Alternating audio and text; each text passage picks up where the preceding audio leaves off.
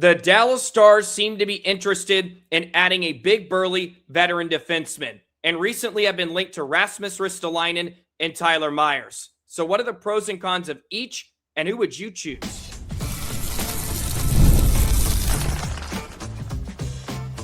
You're Locked On Stars, your daily podcast on the Dallas Stars, part of the Locked On Podcast Network, your team every day.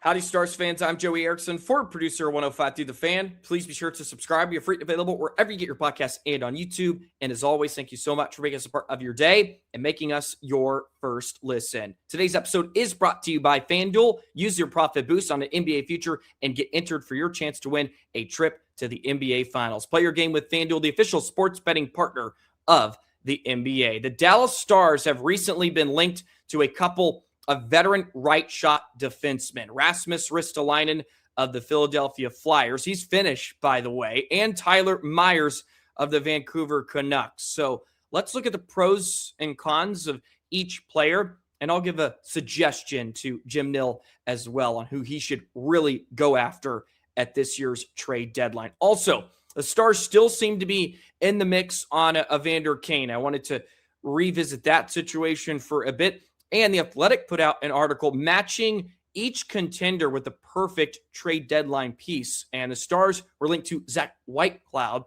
of the Calgary Flames. So let's get into that before we end today's show as well. A bit of a trade deadline extravaganza episode on a Friday. As always, thank you so much for love and support on each and every episode. Join the Everydayer Club. Use the code Trade Deadline to get a free month of the Everydayer Club as well. Don't miss out on that. So let's get into Rasmus Ristolainen and Tyler Myers. I want to start with Ristolainen because he could potentially become a part of the Finnish mafia that Dallas is assembling with the Stars. And we saw him quite a bit with Team Finland. He was on the IR for the majority of this year. So he's only played in 20 games with Philadelphia. He has 6 points. And I'll start off by saying the Stars being linked to these two players seems on brand for Glenn Gulletson and what the Stars are trying to create. And that is just more physicality, especially on the blue line. I think they still have some worries about Nils Lundqvist come playoff time. And if they can add a veteran shot blocker, penalty killer type of rear guard, I think they heavily look into that. And Ristolainen makes a lot of sense because he's playing top pair minutes in Philadelphia. I don't know if he would play 20 minutes a night in Dallas like he's playing in Philadelphia right now. But with Ristolainen, there's more of an upside with Rasmus Ristolainen than Tyler Myers. And Ristolainen moves the puck rather well. He's big, of course, 6'4", 208 pounds. He was playing alongside Mikkola for Team Finland, and that was sort of their big, burly, physical pair to complement Miro Heiskanen and Esa Lindell.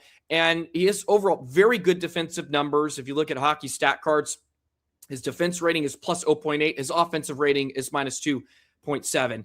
Now, when I look at both of these individuals too, I think you also have to factor in, number one, they're probably not going to be playing in the roles with the Stars that they are playing currently on their team, like Philadelphia. Although Ristolainen can play top 4 minutes and has.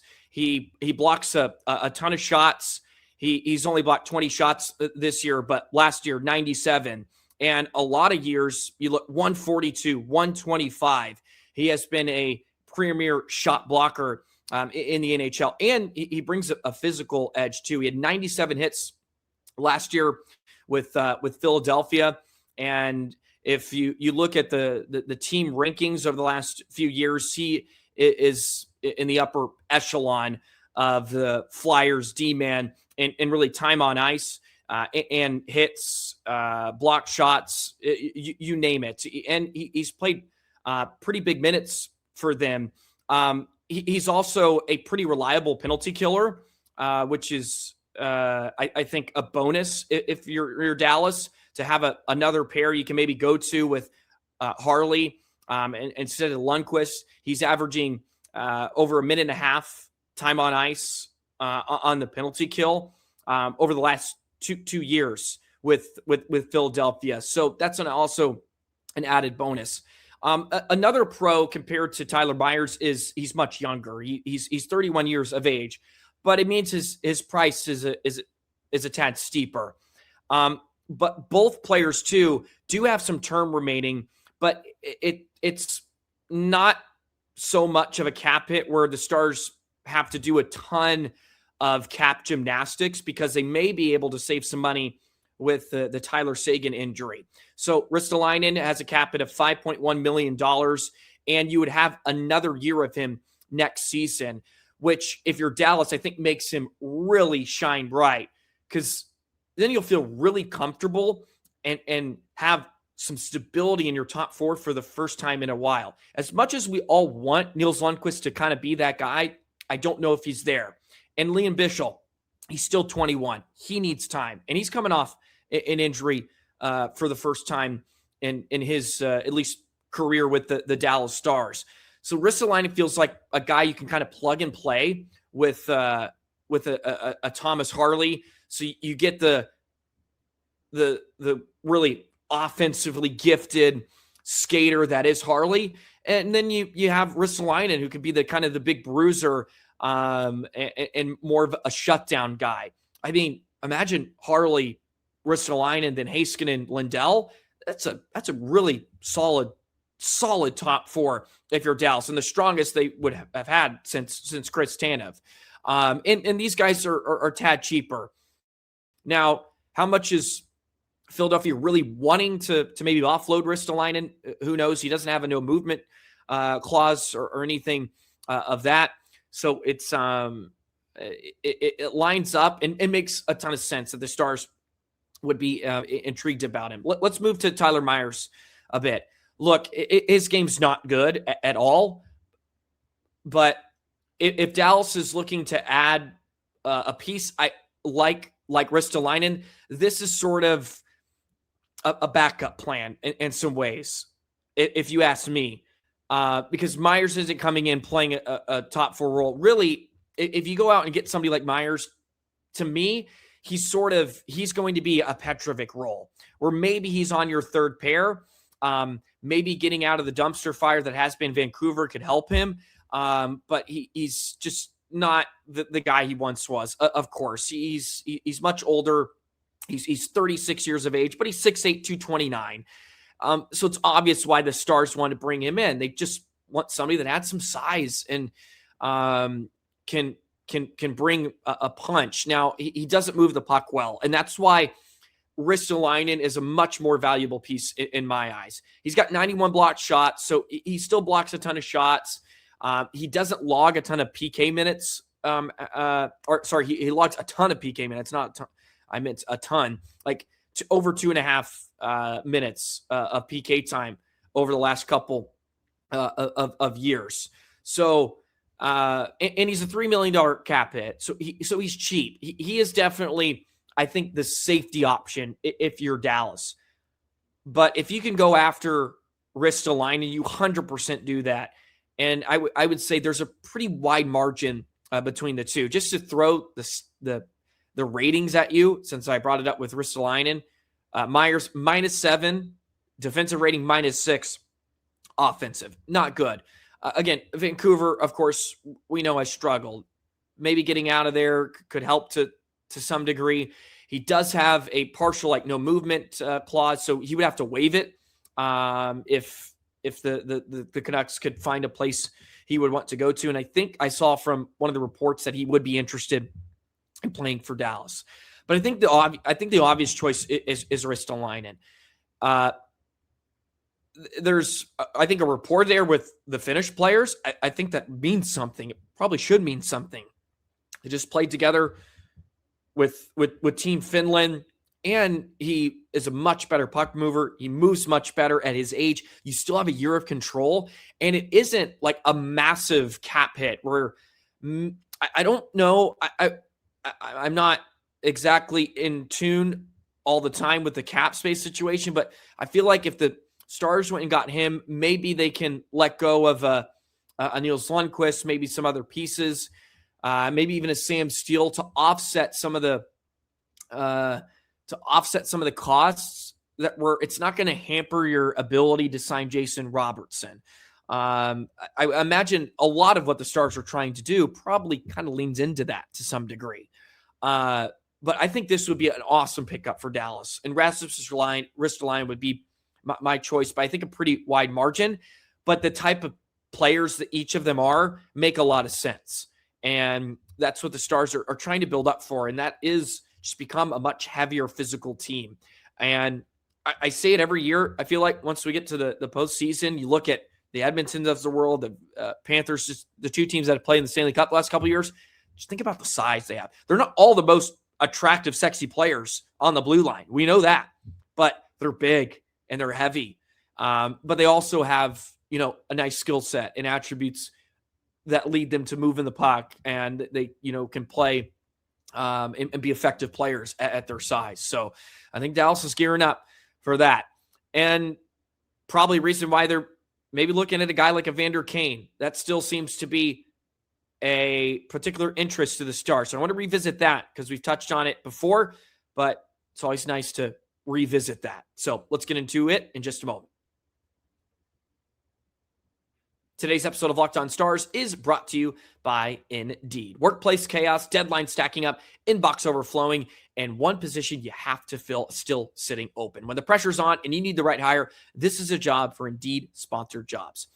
Indeed sponsored jobs helps you reach the right people who actually fit what you're looking for, skills, experience, location. So you're not just hopping and hoping to different candidates and hoping the right one stumbles across your post. Here's a stat that really says it all. In the minute we've been talking, companies like yours have already made 27 hires on Indeed, according to Indeed data. So if you're hiring, spend less time searching. Use Indeed sponsored jobs. Less time searching and just actually interviewing candidates who check all your boxes. So there's less stress, less time, and more results with Indeed sponsored jobs. And listeners of this show will get a $75 sponsored job credit to help get your job the premium status it deserves at Indeed.com/podcast. Just go to Indeed.com/podcast right now and support our show by saying you heard about Indeed on this podcast. Indeed.com/podcast. Terms and conditions apply. Need to hire. This job is for Indeed sponsored jobs.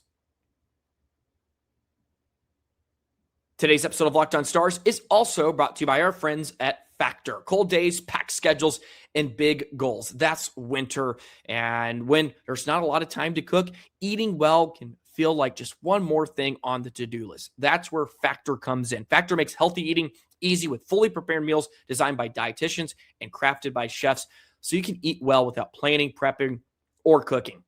Factor meals are always fresh, by the way, never frozen, ready in about 2 minutes. The ingredients stand out. They have lean proteins, colorful veggies, whole foods, just a nice variety. There's no refined sugars, no artificial sweeteners, and that variety will give you over 100 meals per week or each week, which is awesome. So it's busy. It's perfect for those busy weeks, and you need something to help support your goals. That's where Factor comes in. And you can head to factorsmeals.com/lockedon NHL 50 off and use code LOCKEDON NHL 50 off to get 50% off and free breakfast for a year. Eat like a pro this month with Factor. New subscribers only, varies by plan. One free breakfast item per box for 1 year while subscription is still active.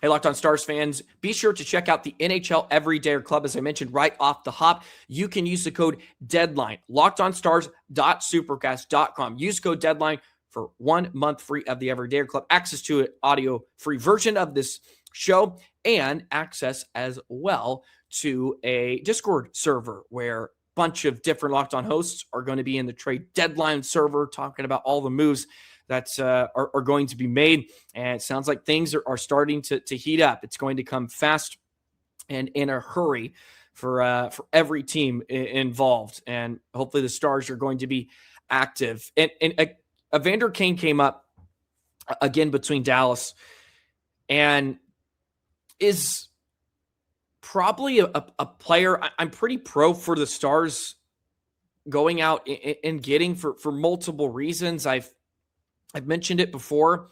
He does give you the hard-nosed, gritty style to add to the bottom six that Dallas is looking for. Still think he skates well. He's also proven he can play with some of the best players on the planet. We saw him do it with Edmonton a couple of years, with McDavid, Draisaitl. He's had the ability to be effective in those roles and be productive. Look at some of his playoff performances. 12 points in 21 games with Edmonton last season during their run. He had 8 points in 20 games the previous year. And it's just been a really solid performer in big moments. And you need some of that nastiness come postseason time. And he just brings that package. Again, he's not a phenomenal player. He's in Vancouver. If you surround him with some better talent like Dallas can offer, maybe that brings out some better play in his game. I don't want to make the illusion that he's going to be necessarily the piece that puts the Stars over the top, but I don't think he hurts them. And he'll give them something they don't necessarily have in a different frame. Like they have Ernie and Ritskovian who can be physical and play with a tiny bit of edge, but Kane just has the size and more offensive production and has proven it.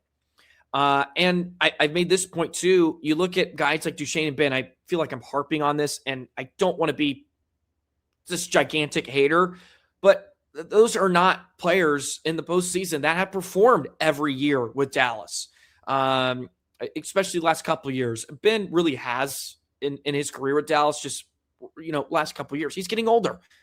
Look, players age. So you need others to rely on.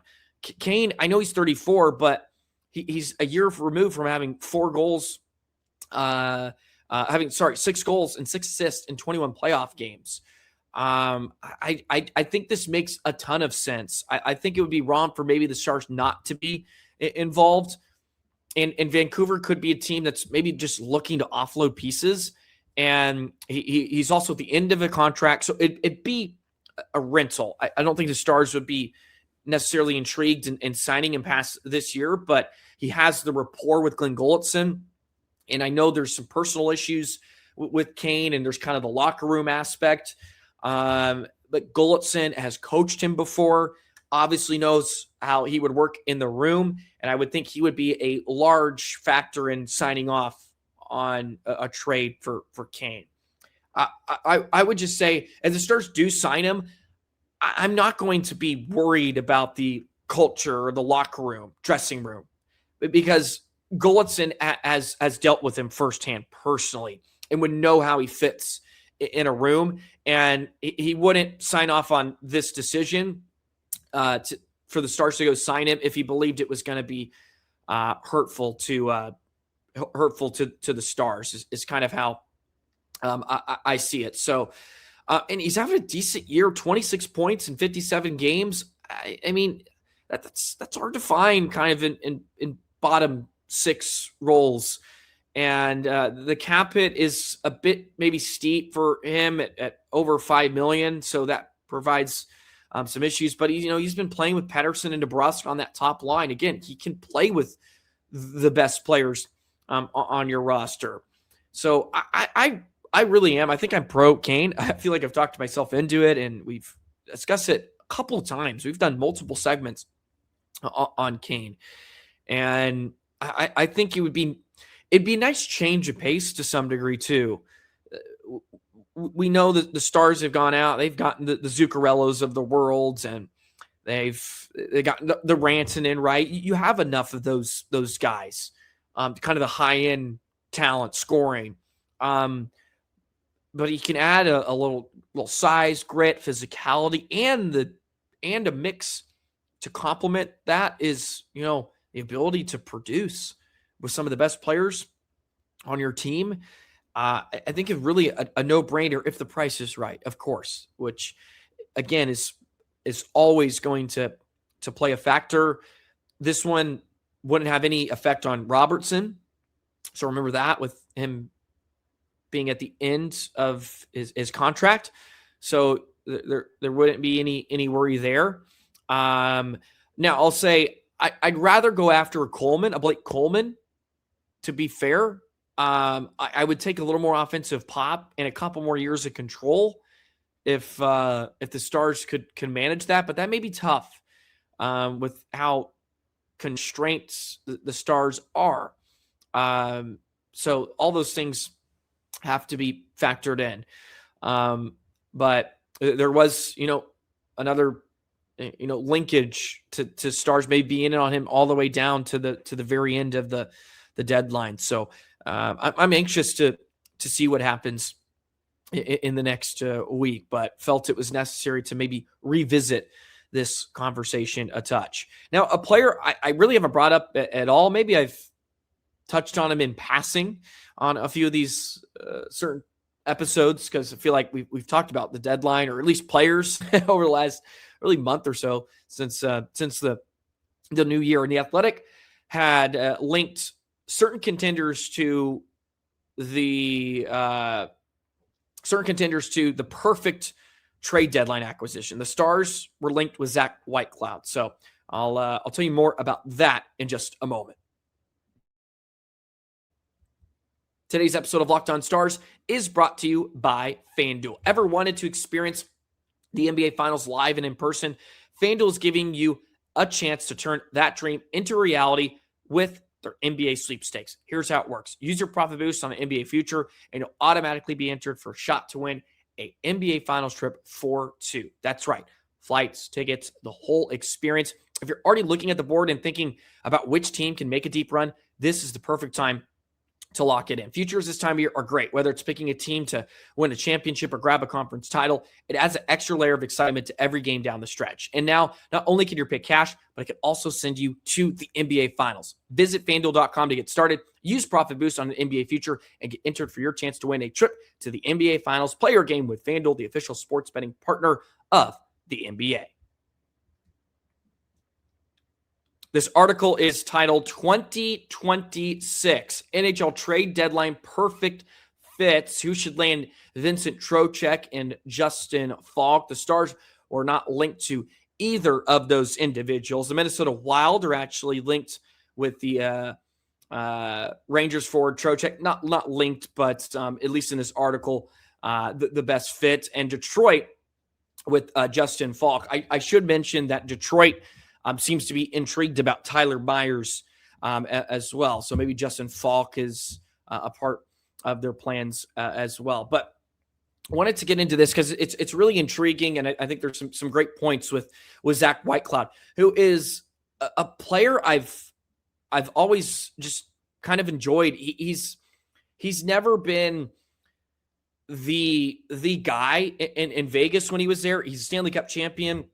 He was a part of the original Misfit crew, and he was really outshined by some of the bigger names, I think it's fair to say, but it just feels like he was always a solid third pair defenseman for Vegas, and he brings a physical edge, which of course, as we've already touched on in the episode, is right up the Stars' alley. And he was traded for Rasmus Anderson earlier this year with the Vegas trade. He also has 3 years or 2 years of control after this at a very minimal price, which wouldn't impact Robo. So you get him for a couple of years at $2.75 million, and he's a right shot. So again, a lot of things that add up to why the Stars would be interested. But I want to kind of run you through this paragraph that kind of explains it. So they've always been looking for somebody who can mesh with Thomas Harley on the second pair. He's been saddled with Niels Lundqvist or Ilya Lyubushkin for most of the season, which just isn't going to cut it come playoff time. And look, that's kind of, I think, my worry and many Stars fans' worries. So are there players better than Whitecloud? And it says yes, but the Stars aren't in a position where they could be chasing a splashy big name solution. Whitecloud wouldn't cost a ton of assets-wise, which is huge because the Stars don't have many premium trade pieces after the Mikko Rantanen deal. And, of course, you want to try to sign Jason Robertson. Whitecloud's contract is 2 years remaining after this year was a tidy $2.75 million cap hit. The extra term on his contract means the Stars wouldn't need to keep shelling assets out for rental rights as they have in the past. Of course, we saw with Tanev. He's an excellent number 5 defenseman with championship pedigree. In a perfect world, he would play on a contending team's third pair, but there's no reason to think he can't be serviceable in a second pair duty if you pair him with an elite puck-moving defender like Harley. He's quality, no-frills player with several redeeming qualities. He uses his 6'2", 211-pound frame to play a hard-nosed style and excels an end-zone defender who can lay the body, win battles along the boards, and in front of the net, and block shots. He's averaged 17 to 19 minutes per game since entering the league, so he hasn't been overly sheltered. Whitecloud, of course, isn't the quickest player or most dynamic puck mover, but he's still capable of making simple, smart plays. He isn't limited with the puck as Cody Ceci was. Remember that experiment? Cody Ceci in the top 4? Yeah, not good. Not going to cut it. And it does mention here that the Flames don't need to trade Whitecloud because of his term, but of course, they could be looking to flip him and add some more picks if they want. So I think look, again, Whitecloud, I kind of throw him in the same I kind of throw him in the same stratosphere of Ristolainen and Myers. Although if I had to rank them, I would go Ristolainen, Whitecloud, and then Myers. Whitecloud is a safety net, but also way better upside. And well, not just way better, just a much better player at this point in time than Myers is. And you get a couple years of control. Now, I guess best case scenario, could you maybe snag a Coleman and a Whitecloud? Now we're living in heaven, right, Stars fans? I don't want to get too greedy, but if there's a GM out there that can maybe do it, maybe it's the 3-time defending GM of the year in the NHL, Jim Nill. So I really like this piece from The Athletic. It's really good stuff. It's written by Max Bultman and Harmon Dale. I want to make sure I give them a shout out. And yeah, I mean, you read through all the positives. I mean, I think just honest about who he is. Like, you don't have to sell meat to him. And I've from afar, I've always thought he was one of the more underrated defensemen because they've had big names like Theodore and Pietrangelo. They get a lot of love. Of course, they went out and added Hannafin. So there's those guys. And Whitecloud was just kind of there, but steady, just always being reliable. And as I've said, like, I'd rather, Petrovic is great in spots, but you don't want Petrovic being your 6th defenseman in some ways on a championship team. You want him in the press box. Or maybe you want him in the AHL. That's where generally his career has been. So if they add, if they go out and they get a Myers just to be more stable, or a Whitecloud that could be your 6th defenseman, or even have the upside to play with a Harley because of question marks. Like Lyubushkin's just like, we kind of knew that wasn't really ever going to work. But in a pinch, he can be useful. So to speak, maybe not effective. And that's just that's how I feel about a lot. Like, that's how I feel about really half the Stars decor. Like, they may not be effective, but they're useful. I hate to throw Niels in that bucket, but I don't think it's panned out perfectly. It's not what all of us really hope for. Lyubushkin the same way. Petrovic, Capobianco. Lyubushkin, right? So, Bishop being back is nice. And if you could just add a little experience and savviness with size and mobility with the puck and whatnot, I think the Stars would be in great shape. And then you can maybe figure it out up front. If you're not able to add a splashy piece, you get the blue line figured out, then you're a little stronger in front of your own net, and you still have really, good pieces up front that, can carry you if you need be, if you need to. The Seguin injury, of course, hurts that, and, not as much depth there, but, still some flashes, and we're seeing some good play out of certain players lately, which is a good sign. So, yeah, I think that's it for today. I think that's it. We're going to have plenty more of these types of episodes, I assume, the rest of the next week or so, with the trade deadline upon us. So we'll continue to hammer out some of these when rumors go a-flying. And we'll be here to break it all down for you on Locked On Stars. So like, comment, subscribe, hit that notification bell. We passed 4,700 subscribers, so that's amazing that we've hit that milestone. Let's continue to bump those numbers up. Tomorrow, thinking about getting an episode out, touching on the Stars in Plano. There's a move there potentially. Supposedly the city of Plano has made a formal offer to the Stars. That's been kind of ongoing news throughout the year, just underlying. So may have to dive into that more once again, and talk about the Stars' future in DFW, or at least maybe not a future in Dallas anymore, downtown Dallas, that is, which is just a bit odd. But anyways, we'll save that conversation, table it for another episode. Have a great day, Stars fans, and we'll see you in the next one. So long.